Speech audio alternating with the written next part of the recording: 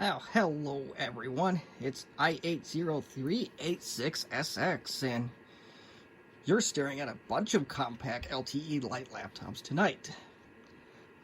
We, here at i80386SX, we have met up to a milestone. The channel has 100 subscribers, or probably well over that now, as of yesterday, which would have been March 4th, 2021. Didn't get a chance to record till tonight, but anywho, number of subscribers is not the point of the channel. But what is the point of tonight's video is we're going to go take a little journey through what I've been doing for several years. This is roughly half of my Compaq LTE Lite laptops. They're a series of 386s and 486s. I have one of every model at this point. I've been collecting these since 2005.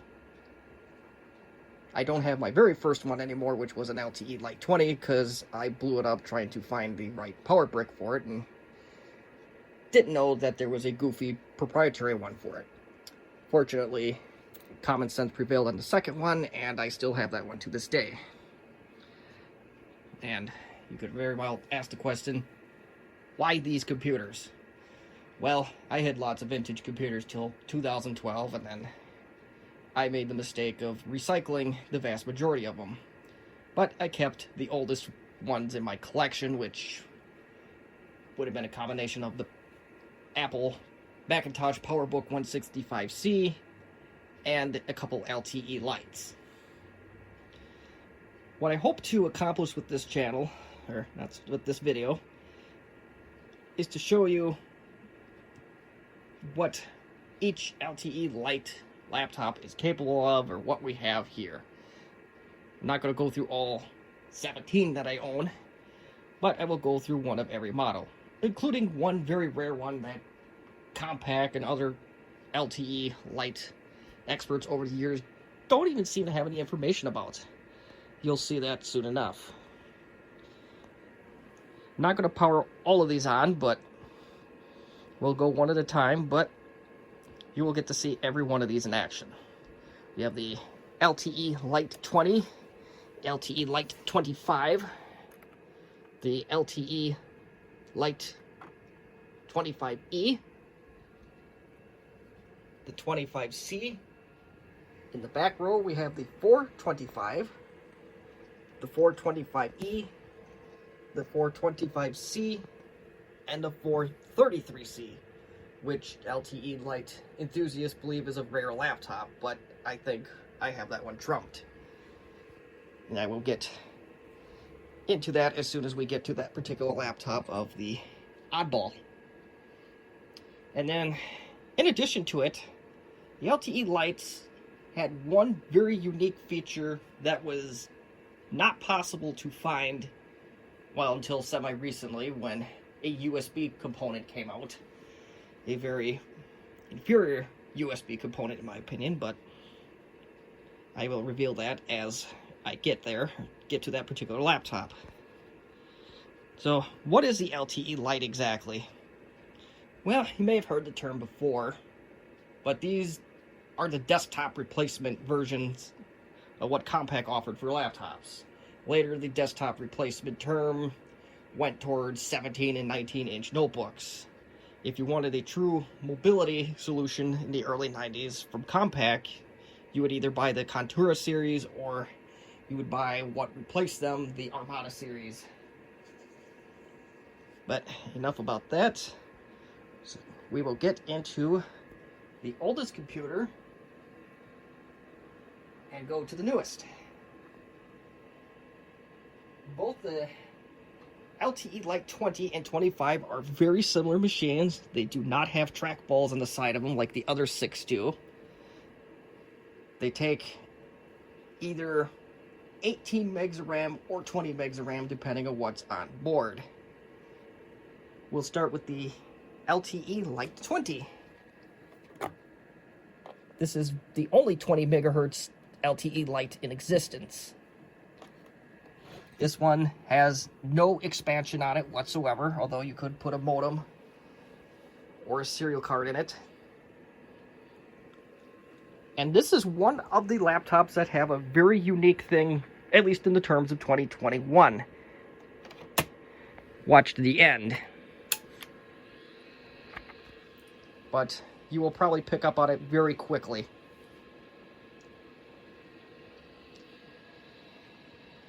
We'll go into setup first. The display on this is a 9.5-inch VGA LCD monochrome.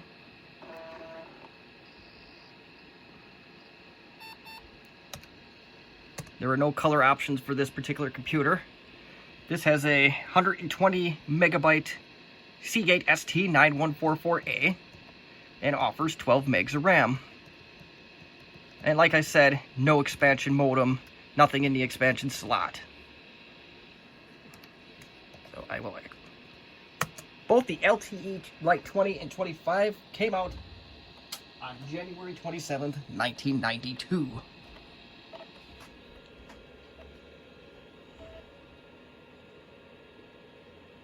Oh, that's cool.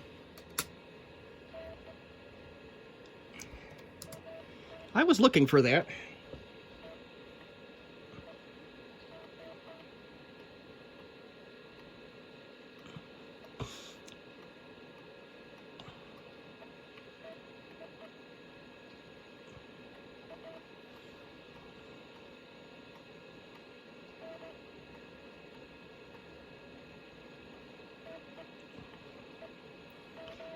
As far as RAM is concerned, for the entire LTE Lite series of computers, they all max out at either 18 or 20, depending on how much onboard memory that is soldered to the board.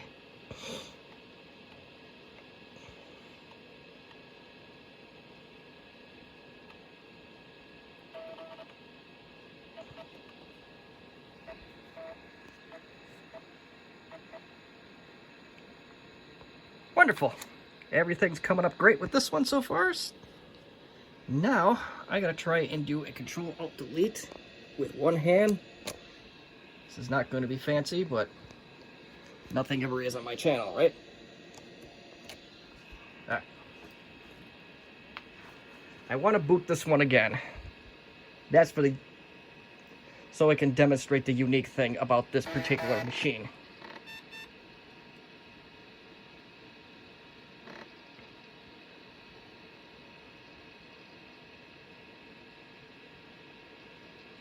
I don't have a mouse on this one, so it's probably going to be confused by that. There's a little bit of history with this computer too. I've got this from a very helpful gentleman over in New York State. He was a retired worker for the post office, and he gave me a lot of tidbits about LTE Lite computers, including the unique piece about this that I will explain later on. But this one has all its Compaq utilities on it, so that's always a plus. Going to turn that one off at this point. And we'll move on to the 25, which is very similar to the 20, except it is 5 megahertz faster. This one also does not have anything in its expansion slot, but it does have this neat little door on it that tells you what ports go where. I think it's in.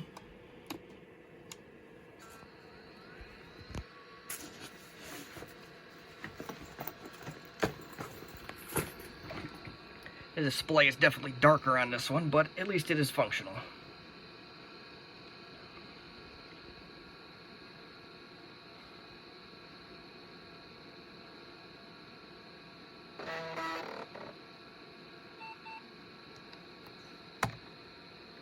So this one features a 120 megabyte hard drive with the Connor hard drive. That this will be the only Connor hard drive featured on this video tonight. Also 12 megabytes of RAM, 4 on the board, 8 in an expansion card.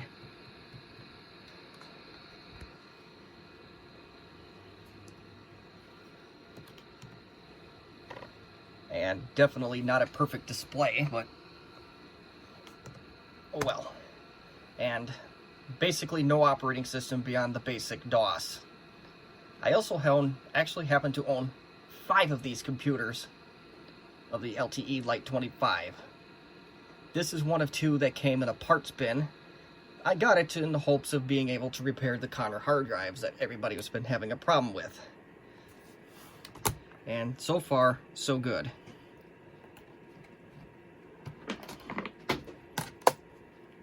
I'm going to move these towards the left, as this table is a makeshift table.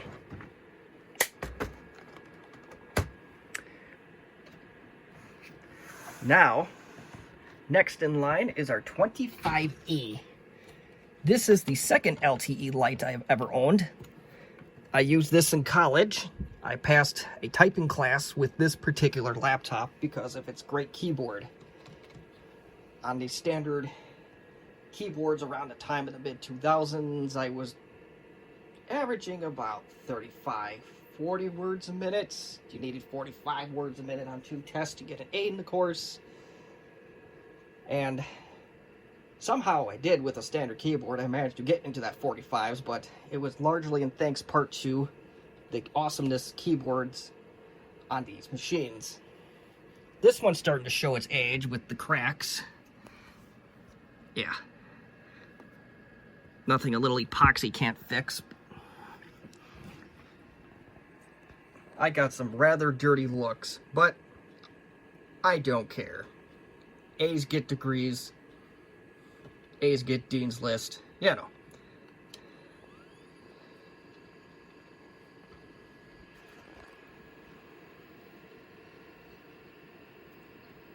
And despite that, I don't remember the exact specifications on this machine, other than it does have the 200 meg drive.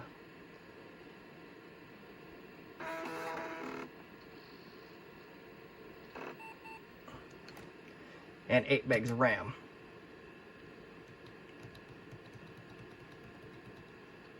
For expansion, 4 on the system board.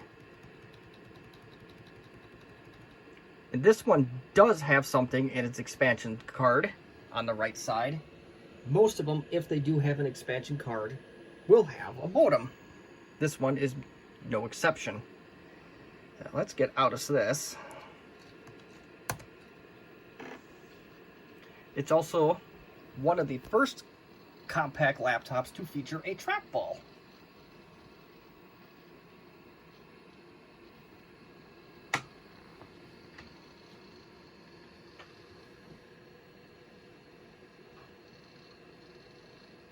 This particular machine was released on June 15th, 1992.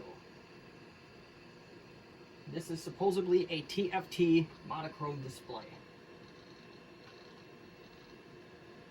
It's basically the cousin, the monochrome cousin to the 25C. I don't know what they went for when they first came out, but I would imagine it was between $3,000 to $4,000 for one of these.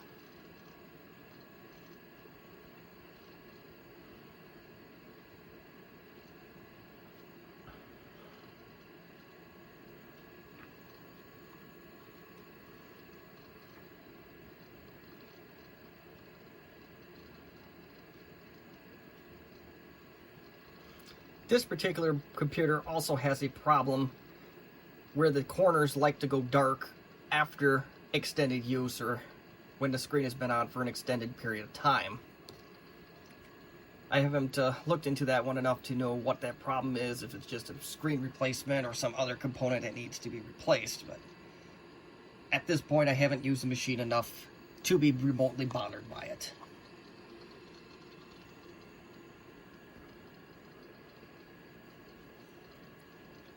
This is also the same computer that saved me in a docking station video that almost went completely south, so I'm happy that it still runs. It looks like it's still keeping the time. I didn't check that closely on the other two. Trackball still works like a dream. If you remember the old Computer Renaissance stores, I basically got this thing for pennies on the dollar at Computer Renaissance. Ironically, they closed the week I graduated from tech school. But this thing has served beyond, above and beyond, even compared to other computers I've had. You can't do much else beyond typing and other little basic stuff, but it didn't have to. Alright, so that is enough of that computer. Help if I shut it off first. I had a feeling this thing was well used before even I got a hold of it.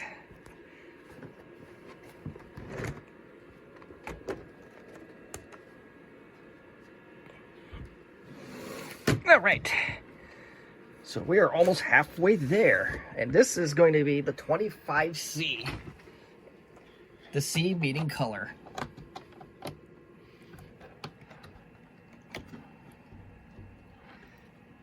So this is either Compaq's first laptop to feature a color display or second. I'm not sure if there's a Contour that beat it out earlier in the year or not, but if I find that information out for sure, I will put it in the description and or comments. This one comes with a whopping 4 megs of RAM.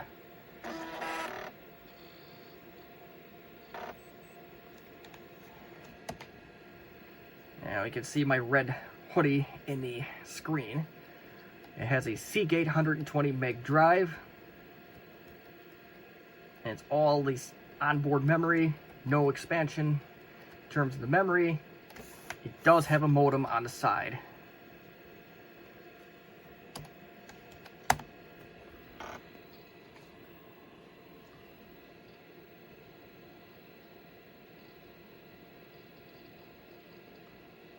It also has, oh, it might have had a interlink software on it, so you can, if you have another computer with interlink, you can share files with either a serial cable or a parallel cable wired up accordingly.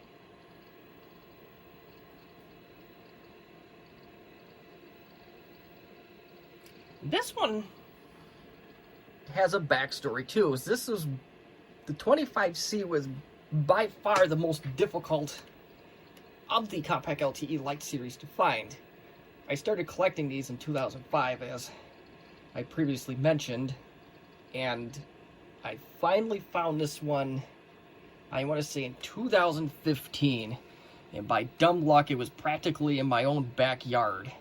It was sitting in a closet in Milwaukee, which is less than a 3-hour drive for me. Sitting in a closet in Milwaukee for probably close to 10-15 years, and the guy listed it for dirt cheap. He didn't know what he had, and I scooped it up, and that completed my collection, at least having one of every LTE Lite that the internet knows of plus one. So that was quite an accomplishment for me. In terms of computing power, the original iPhone can do circles of probably about around all 8 of them put together, but a conversation piece is a conversation piece. This also features the TFT screens, although this one's got some goofy artifacts on it, so I don't know if that's just the thing with these early screens or not, but supposedly the TFT screens were supposed to be good for DOS gaming.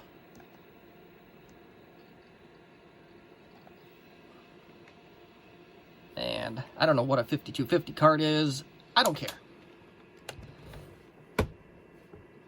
And unfortunately, most of these are missing their plastic latches to keep the screens together.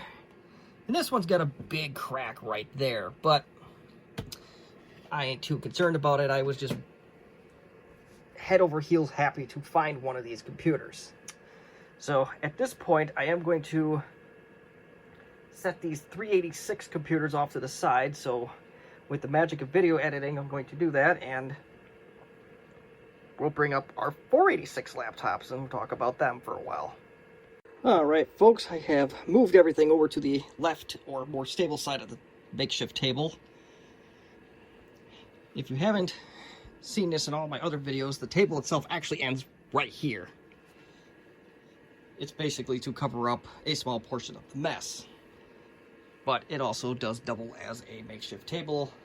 And as you can see, in some of the black specks, if I get crud on this piece of plywood, I don't care.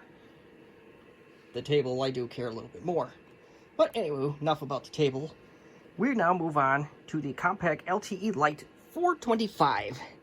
No E's, no C's, just a 425. This was another very difficult one to find. I found one very early on, I want to say 2008, 2009. But the screen was basically popping out. The whole top, all the plastics were basically destroyed. And if you saw very early in the video, this is also the only laptop that has 2 sliders and a trackball. So good luck trying to find another one. Fortunately, this one came into my lap a couple years ago. So I have a semi-serviceable 425. And every other piece of information that talks about what LTE lights are in existence, this one is not mentioned. But this, and I'm not even 100% sure if this is the case, but this, the 25E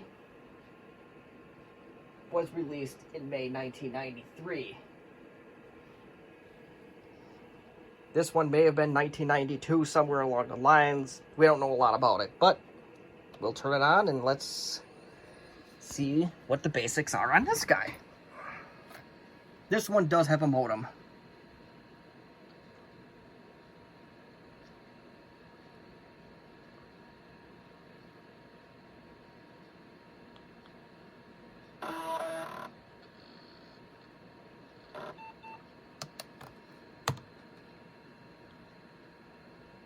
This one has the Seagate 200 meg ST9235AG drive in it.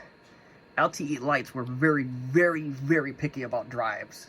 If it didn't come with the Compaq, you're probably not going to get it to work. Despite the fact that it has the Type 65 and 66 options that really don't do anything unless you have the docking station. But regardless, a 4 meg expansion card, and this one does have a modem. It detects the modem as COM2. That's F3.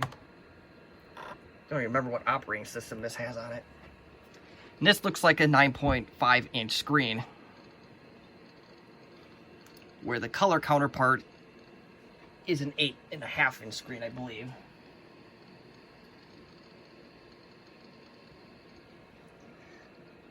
And probably with the 2 sliders, this is probably not the TFT screen.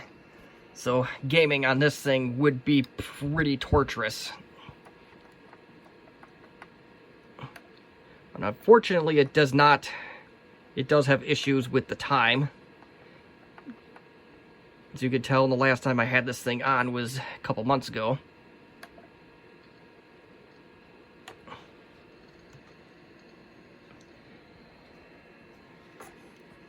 But the sliders kind of work.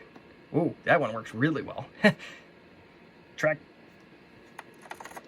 Yeah, the trackpad, trackball works just fine. Hard drive's nice and quiet for something made in the early 90s. It's also missing its plastic clips to keep the screen intact, but like I said, anything at this age that's working, you take what you can get. Now we go on to the LTE Lite 425E. And I do want to point something out that's low-key. I'm not going to tell you what it is, but this one has a very unique configuration not seen by almost any laptop.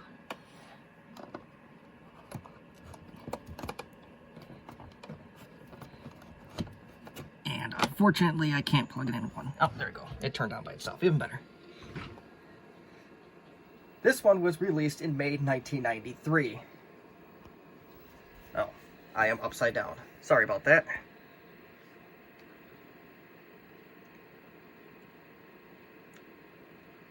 And has 20 megabytes of RAM, so this one's maxed out. This one came from another bike store in Washington State. Yeah. It also needs a CMOS battery.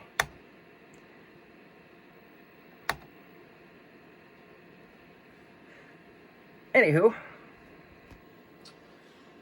so yes, this came from a bicycle shop over in Washington State, and it came with a modem, came with a lot of goodies, even came with the owner's manual, which is probably about an inch thick, and came in a very nice bag. It was very well taken care of. Unfortunately, the clip that turned on the computer broke, so I had to piece together another one of these top shells, which is featured in another video, but it is what it is. So the top shell is not original to this machine. It was originally on a smoker's machine, and very fortunate that Mr. Clean Magic Eraser made this thing look as good as new again. So magic erasers really are magic on beige computers sometimes. But anywho, we'll scroll down. That 16 megabyte card I think is crazy expensive now. This is the 9.5 inch TFT screen. And you'll see it does have an expansion device, and I'm going to show you, if you haven't picked up on it already, that's a serial port. This is one of the very few laptops in the world, unless you have two USB to serial devices on the same laptop. This is one of the very few in the world, probably one of the only ones in the world today, that have two built-in serial ports. I have yet to see another laptop ever that had such a configuration. And it was not, I don't believe it was a very common option to begin with.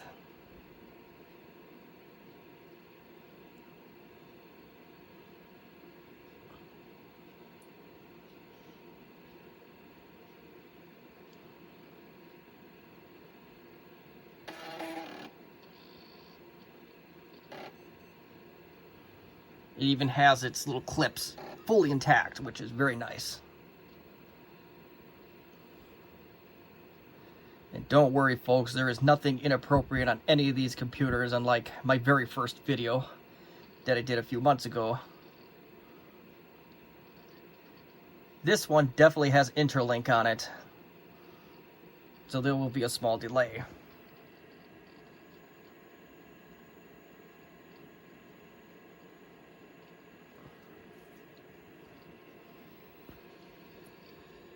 If there's enough demand for it, I'd be more than happy to make a video on how to make a parallel cable that can transfer files between two computers. The Radio Shack that's a block away from me was very nice enough to let me borrow theirs so I can make my own, and he gave me a small lecture about knowing how to solder things, and he was right. It's a good skill to have. He also went on to tell me that his 5-year-old grandkids at the time knew how to solder. I don't know if I had a soldering iron to a 5-year-old kid, but if they had steady enough hands to do that, real good for them. I know I wasn't that brilliant at 5. I don't know if I'm that brilliant now, but that's not relevant. And this has Windows 3.1 on it.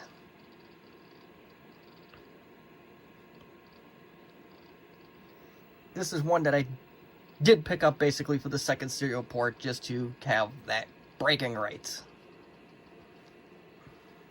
And it's got all the original Compaq software on it, so that's real nice to have. And the screen's in really good shape.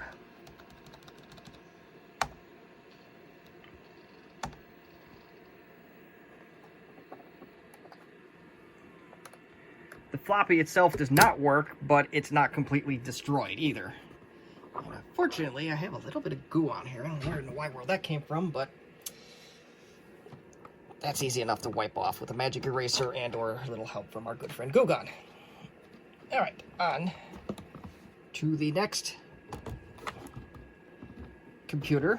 I believe this is the 425C, and I know this is going to be upside down. Yes, this is indeed the 425C. It does have a modem on the right. And this computer was a semi-harsh lesson learned. And we'll get into that as soon as I get this guy plugged in. A little bit of one-handed action here.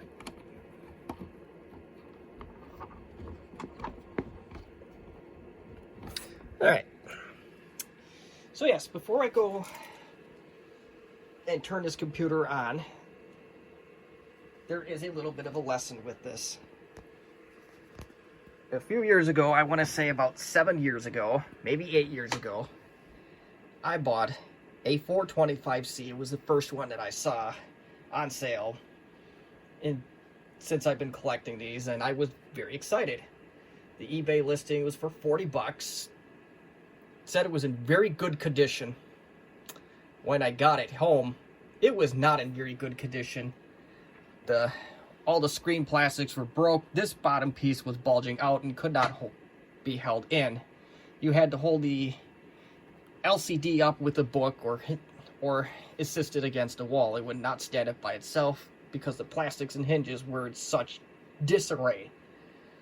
The bottom half was in very good condition outside of a little chip. Okay, 2 chips now. I don't think that one was there when I first bought the machine, but not overly important. So yeah, I think it's only half their fault. But the point is, there was one little qualifier that got that seller off the hook. The computer was listed under a parts and repair category, and eBay would not give me my money back. Just because it was under that parts and repair. The seller was covered. So that was a $40 lesson for me. The good news is, about 2 weeks later, another 425C came on eBay for sale. That one was in decent shape, but it didn't turn on. Now, the 486 series, unlike the 386 counterparts, if you have a dead 386, chances are the CMOS battery is probably dead and needs to be replaced. That is not the case with the 486 based LTE lights. So I tore that one apart, and I found that everything was corroded from the PCB on the hard drive, and all the motherboard had corrosion on it. It was way beyond repair. There was, outside of the plastics, absolutely nothing was repairable on the bottom half. But the screen was perfectly intact. So very fortunate that 2 weeks before, unfortunately, learned a lesson. The bottom half on that one was good, and the second one, the top half, was good. So that was a $40 lesson, but it did work out in the end. And at least the second guy was upfront and honest and said the machine was likely outside. But let's get...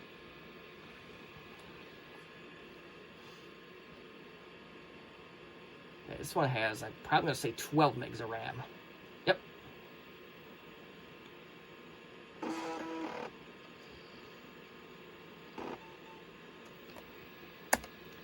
See if I can stand in the way of this damn light.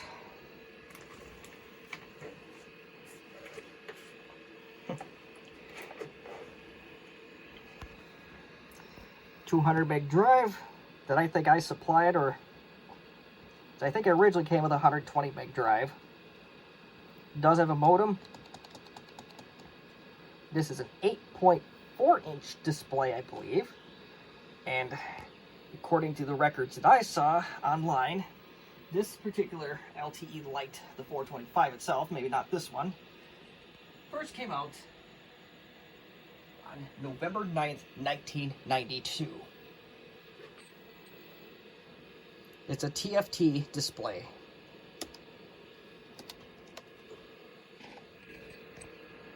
And does come complete with Windows 95, at least version B. So this operating system may very well been my doing. There are some artifacts on the bottom of the screen, as you can tell. I think that's just the nature of these displays. I don't think there's... And who knows, maybe it's with this one being stored outside, or its previous owner, maybe something finally just gave up to some point. It's actually not too bad speed-wise for a 486.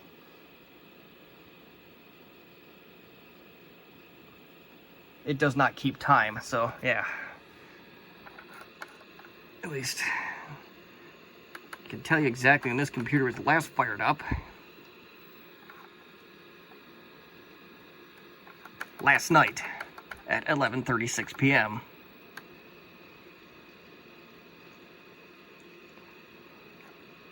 And yes, I did in fact redo this laptop.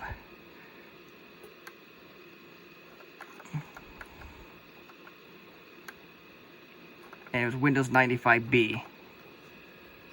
Alright.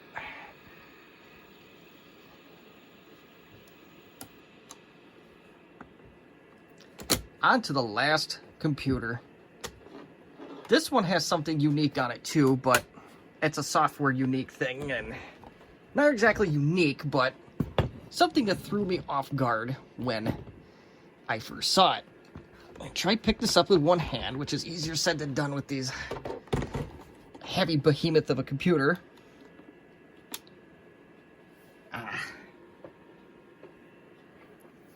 The battery actually there's two unique things about it. This is not the battery that came with the computer, but this battery does hold a charge. It came with one of the, I believe with the 25C that we featured earlier. And it comes with 8 megs of RAM.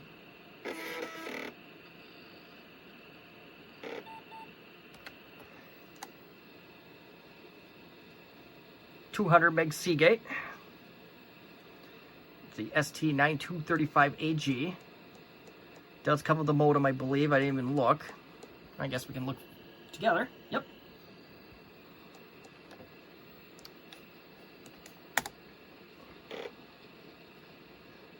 Windows 95 OSR2, 8.4-inch screen. According to the records I found, this machine first came out in May 1993. And I left this battery dirty on purpose so I can tell that this is the one that still takes a charge. I have a NiCad one somewhere that supposedly does too, but I don't know where that went off to.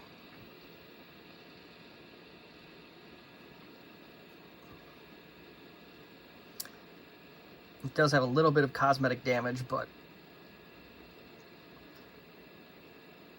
with the age they're at now, who cares? They're almost 30 years old. And I'm going to press escape to that because I don't care.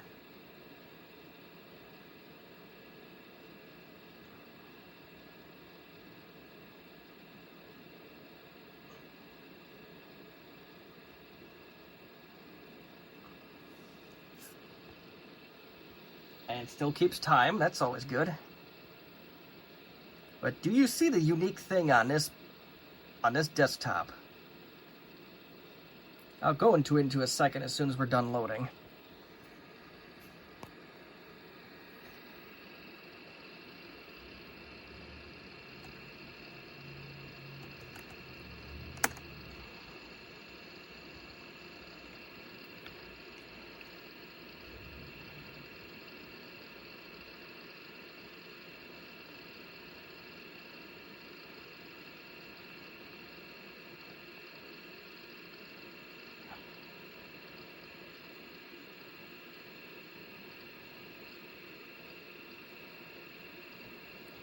Well, it's loading, taking longer than I thought it would to load.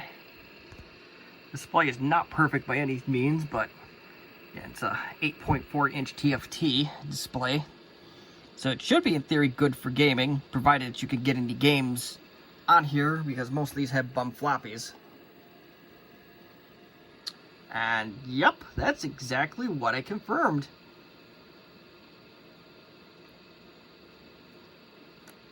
Kmart had their own ISP at one point.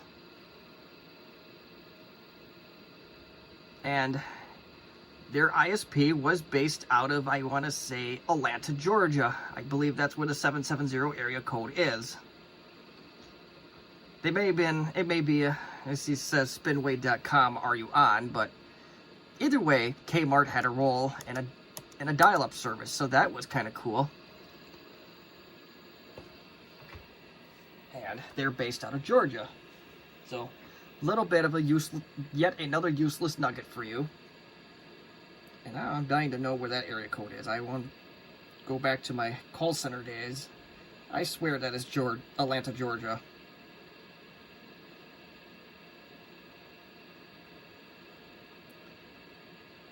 Yep. I will bring the Android in, and so yes, they had a ISP covering Atlanta, or at least Atlanta suburbs. So I was close, and I'm good, happy that I remembered something useless from 2007, 2008 when I worked for the script readers of AT&T. Nope. I wonder if they ever upgraded the browser. I don't think they did. This one has Microsoft Office on it, which is no small thing to do on a 200 meg drive.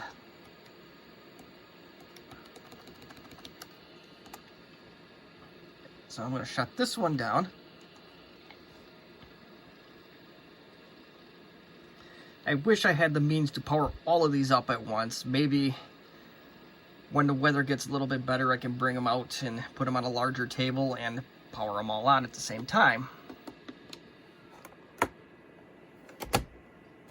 And outside of a chip, this one is not in bad shape. So that pretty much brings us to the end of the video.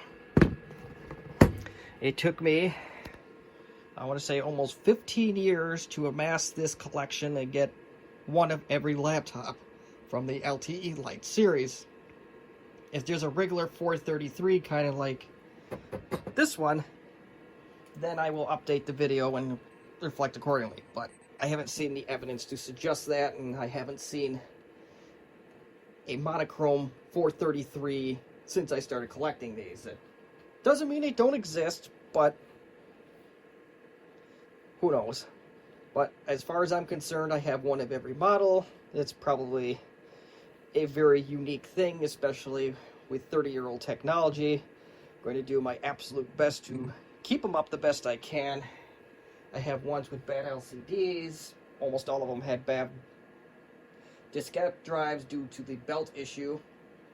Oh, yeah, and speaking of which, you saw very early on with the very first notebook that I turned on, the LTE Lite 20. If you noticed, I booted off of a floppy on that computer. The previous owner said he replaced the belt. I will tell you the secret that he used. A belt from MCM Electronics. Now, this is not as simple as plug and play. For anybody that is an LTE Lite enthusiast, you can tell that that belt is clearly too wide.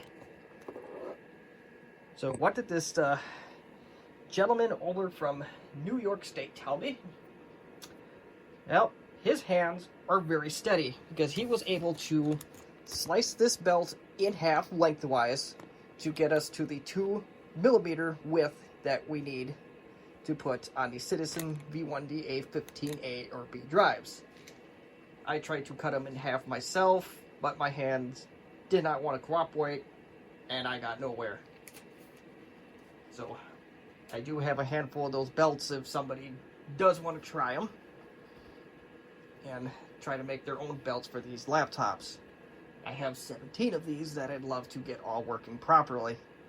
If I do ever find a sustainable belt solution, or if I find a way to cut those belts in half properly, then I will come back and upload a video and be very, very excited and probably talking in a high-pitched voice throughout the whole thing. And one other thing to note, no, I am not selling any of my vintage computer equipment. I do not want to get into that business. in the very off chance that I do sell something, it is going on eBay, and that's that. So don't ask. Not interested in selling. Like to keep my collection. I work too hard to get rid of it. But maybe if there's some little kid that really wants to get into vintage computers, that would probably be the only thing. And even then, I would hesitate greatly. So, if you have one of these LTE Lite laptops, and you have questions about them, or any LTE or Armada series or Contura series, I strongly encourage you to join the Facebook group Compaq LTE and Armada Owners. It's a very active group. They're a very down-to-earth group. In fact, one of their YouTube users, Retro Tech Chris, encouraged me to make a video like this, so I am doing that right now. But otherwise, if you have any questions or comments or constructive criticism for me, please leave them in the comments section. Again, thank you to those that not only that watched this video and subscribed and got me to my 100 subscribers, and I'm hoping to do much, much more in the way of vintage computers or even helpful modern YouTube videos. So, thank you again for watching. I hope to have this out sooner than later. And if we're really lucky, I did find some belts, 2mm belts. They're not for the Citizen V1DA drives, but they are for another drive, and I'm hoping that's a sustainable solution. If it is, you're going to hear a very excited i8038SX going on about it. So, thank you again for watching. I think I talked long enough.